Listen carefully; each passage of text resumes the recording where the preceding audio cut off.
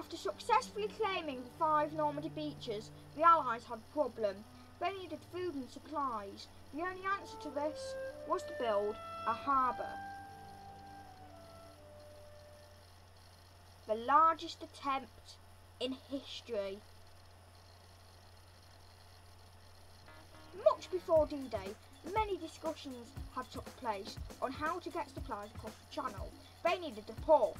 Cherbourg and Calais were way too heavily defended, so the English started to build a port that could be shipped over the Channel.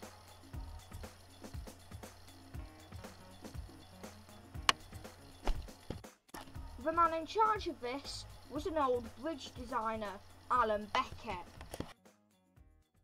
Now Alan Beckett was not just clever for his designs of the steel roadways that we will learn about later, but at the end of them he had these extraordinary inventions that he called a pierhead, which I'm showing you in serial books and 4 loo rolls. Now the pierheads were built in Britain by the Allies. They would then be shipped over the Channel by a warship or a fishing trawler, as many were converted in the war. Then, when it reached Arromarsh, where the rest of the harbour was, there would be lever pulled and the pillars would simply go down until they hit the seabed. Now these pierheads could support tons of weight because they were made entirely from steel, so whenever a ship moored here, here or here, the vehicles would simply travel along it, just like a usual road, and onto a steel roadway. Another of Alan's ingenious inventions was the steel roadway.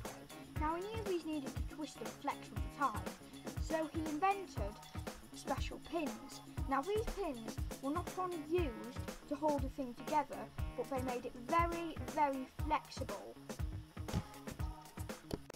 Now to stop these moving about, Beckett invented the kite anchor, which was used to hold them in place. Now these anchors were designed to continue sinking until they found firm enough ground to grapple onto. But how was Beckett going to stop German U-boat submarines from destroying the harbour?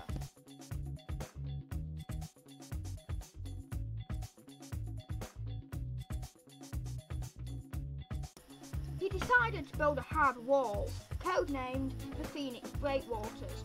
Now these walls not only protected the harbour from tide, but also from the German U-boat submarines. Building this wall took 2 vital components: sunken, broken merchant ships and massive concrete blocks.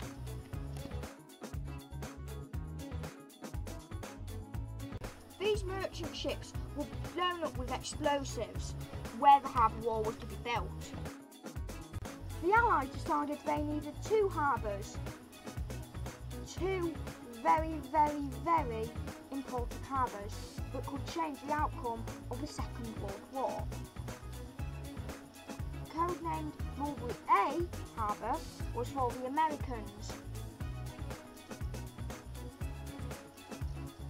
whereas Mullberry B was for the British and the Allies. But on the night of June the 19th, the worst happened. After the storm, Mullberry was completely wrecked, and the outcome of the Second World War rested on Mullberry B.